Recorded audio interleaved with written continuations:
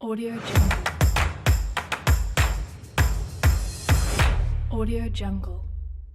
Betul-betul dapat kembali jaya di kota Mojopahit ini, karena kami yakin dengan pramuka ini sangat manfaat untuk anak didik, yang nanti imbasnya juga kepada masyarakat sekolah, para murid yang sudah jauh sekali dari apa yang pernah kita dapat. Tentunya berbaris ya, berbaris, kawasan Nusantara, tata krama dan sebagainya, yang ini harus hidup kembali.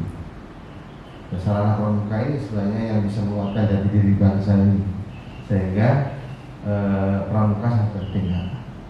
Demikian mungkin sekilas ya terkait dengan aktivitas dilakukan di setiap sesi-sesi, baik itu sosial, ya, ekonomi maupun masyarakat.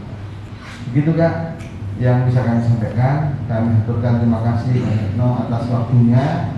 Mudah-mudahan ini nanti menjadi penguat bagi kita, dan mohon Kak Yatno nanti memberikan penguatan-penguatan ke sekalian secara rutin ya minimal 1 semester sekali. Nanti dengan format beda nih Kak. Hari ini mungkin karena pandemi kami memang terbatasi undangnya. Nanti kalau sudah pandeminya ini agak reda, ya nanti formatnya mungkin penguatan yang bisa kita bertajam, enggak cuman sesaat, tapi bisa mungkin seperti workshop workshop sehari atau 2 hari, senyambi kita mungkin bisa kemah-kemahan ya. Bertani. Iya, mungkin bertani apa yang lebih lebih lebih homey, lebih kekeluargaan. Tapi prinsipnya Kak, program himbauan dari Kramabinda yaitu mengarahkan semua warga pramuka ini untuk melaksanakan program pertanian. Kami support, kami sangat support, dan kami sudah persiapan itu di beberapa. Itu tuh Kak, mohon izin untuk detailnya Kak Cik yang bisa menyampaikan. Terima kasih.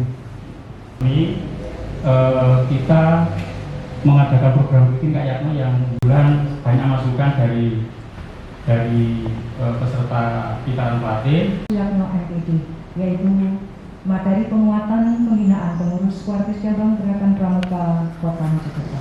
Kepada Profesor Yatno kami persilakan. Kakak, Assalamualaikum warahmatullahi wabarakatuh.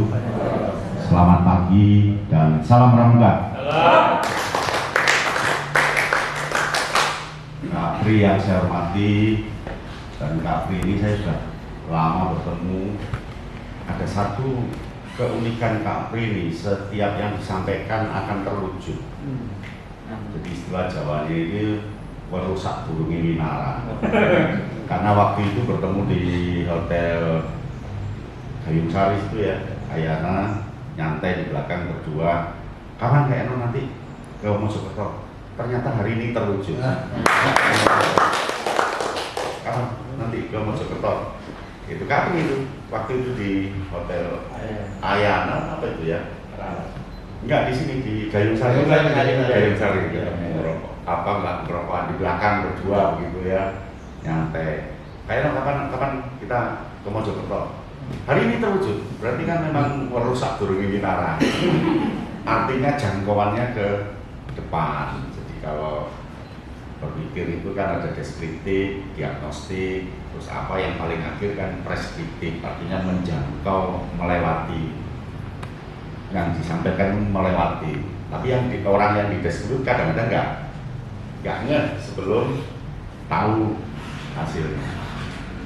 Kak Amin yang saya hormati, ini 2 sejoli ini luar biasa untuk melaksanakan pramuka di Kota Mojokerto ya.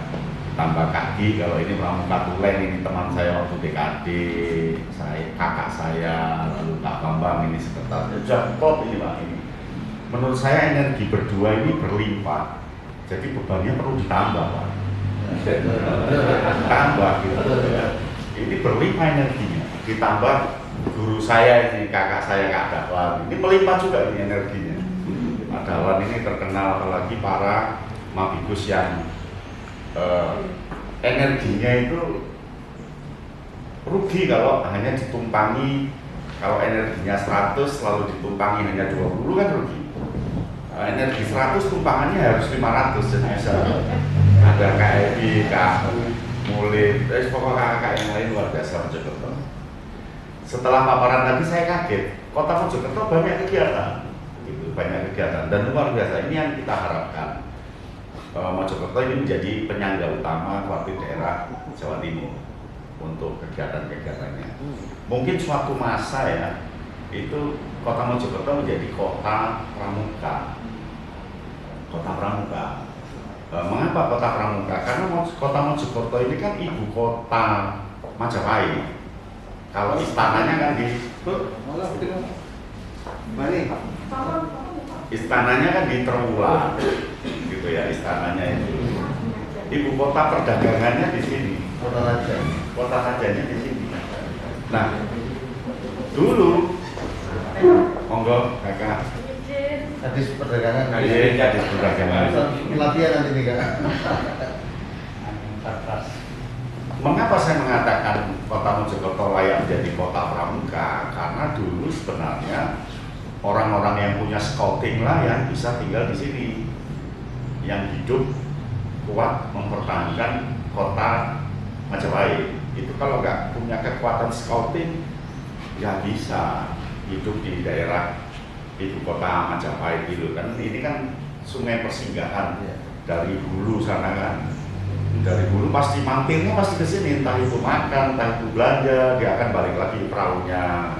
Itu orang yang punya jiwa-jiwa scouting di situ. Nah ini luar biasa.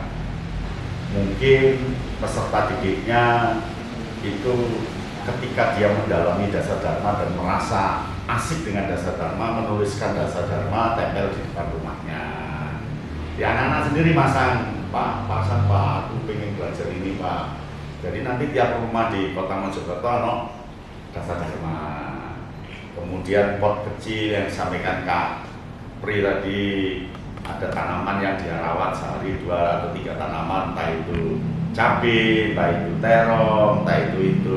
Di samping dia merawat tanaman, tapi sebenarnya dia belajar dari proses pertumbuhan, belajar kaget, tanaman hijau kok bisa buahnya ungu, warna ungu ini dari mana, dan seterusnya. Itu belajar yang dikehendaki oleh Gerakan Pramuka. Karena Gerakan Pramuka itu kan pendidikan di luar sekolah dan di luar keluarga. Berarti dia di dalam masyarakat. Kalau di rumah paling dimarahi orang tua sama kakak atau adik, di sekolah paling dimarahi kepala sekolah dan guru. Ini tentang marah ya.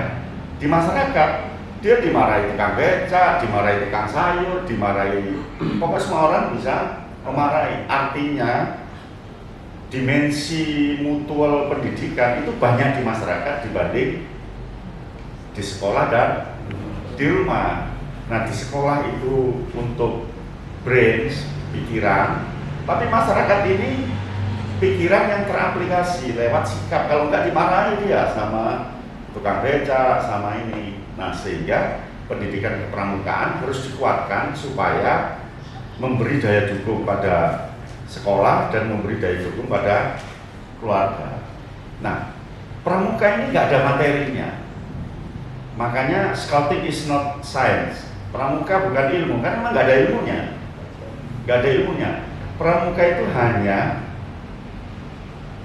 bagaimana anak menggunakan alat inderanya, mata, maka dia dilatih lihat jauh, lihat dekat, lihat besar, lihat kecil, lihat tinggi, lihat pendek, lihat warna, lihat apa. Nah itu ada di alam. Artinya anak kita harus keluarkan dari bangku sekolah, kalau latihan pramuka, keluarkan dari rumah, mainkan mata di pesisirnya Brantas, di apa, untuk melatih mata. Sehingga ada sandi di situ, sehingga ada semafor di situ untuk melatih mata. Itulah materi pramuka. Kemudian dia punya telinga, maka dia akan dengarkan morse, dengarkan suara, membedakan suara orang marah, orang tidak, suara burung, suara apa. Itu adanya di mana? Nggak di dalam kelas, nggak di rumah, adanya di masyarakat. Kemudian melatih ucapan. Kalau di sekolah kan ucapannya standar, bisa jawab. Kalau di rumah kan ucapannya juga. Kalau di masyarakat dia bisa mengucap variatif. Gitu. Lalu anak punya tangan. Tangan itu kan untuk megang, dorong, narik, manjat, ya kan, ngikat, apa. Maka di sekolah nggak terjadi, karena di sekolah kan di kelas nggak ada ngikatnya, nggak ada manjatnya, nggak ada ngangkatnya. Di rumah juga tidak terjadi. Nah terjadinya di mana? Masyarakat, gitu. Nah kaki juga gitu. Anak kan tumbuh berkembang perlu loncat, lari, berobos, berangkang, apa. Itu sekolah nggak terjadi. Di rumah juga tidak terjadinya di masyarakat. Nah, oleh karena itu materi pramuka itu adalah bertemunya anak dengan nature, dengan alam terbuka supaya tumbuh. Sehingga kegiatan-kegiatan tadi sangat bagus untuk coba di masyarakat. Tetapi kan ada gradingnya nanti untuk siaga, penggalan, terbuka. Sehingga Kota Mojokerto ini menjadi sebuah alam terbuka, tempat latihannya anak-anak yang di sekolah dan yang di rumah itu.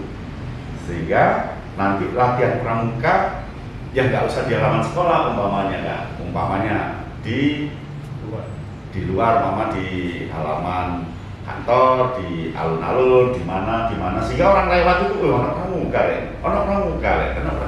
Karena memang alam terbuka itu sebagai medium gerakan pramuka. Ini kalau tentang konsep pendidikan itu, sehingga anak nanti nulis dasar dharma, tempel yang ngomai, orang lewat mau dasar dharma ya, nanti nak arek pramuka nih ngomai. Kan anak-anak bisa nulis sendiri karena dia diajari inti dasar dharma. Dia kan ingin menuliskan di papan kecil atau di apa, tempelkan di rumah, di apa, dan seterusnya di setting seperti itu.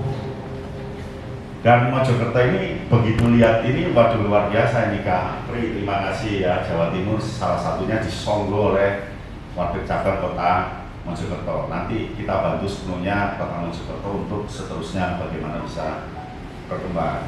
Nah, Jawa Timur ini sedang membuat program pramuka produktif. Mengapa? Karena selama ini pramuka itu setelah kita amati hanya habis di reseptif. Jadi hanya menerima materi. Setelah itu materi yang diterima nggak pernah dikeluarkan sebagai barang jadi, barang produksi dia. Maka kita tarik ke produktif. Tidak sekadar reseptif, tapi dia harus produktif, menghasilkan sesuatu. Nah, salah satu produktifnya adalah lewat ketahanan pangan. Karena ketahanan pangan itu sangat mudah sekali untuk melihat produksi sebuah kegiatan yang dilakukan oleh anak. Di samping karya-karya kreatif dan karya-karya yang lain. Karena masa depan Indonesia itu ditentukan oleh seberapa kuat produktivitas generasi mudanya. Nah, itu yang akan kita lakukan, dan kita sudah kerjasama ke lintas dinas di provinsi. Kemarin kita sudah koordinasi dengan Dinas Pertanian Provinsi. Ternyata di sana ada lahan yang siap dipakai oleh anak-anak pramuka, lahannya provinsi. Lahan ini kan lahan peninggalan Belanda zaman dulu, terus itu bisa dipakai di Lebo, mungkin di Mojokerto ada juga itu yang mungkin ya itu nanti bisa dipakai. Dinas Pertanian Provinsi sudah mengizinkan untuk silakan dipakai oleh pramuka, tanah-tanah provinsi. Tetapi memang punyanya harus punya pertanian, kita hanya latihan di situ, nanam di situ, begitu. Jadi ada kerjasama.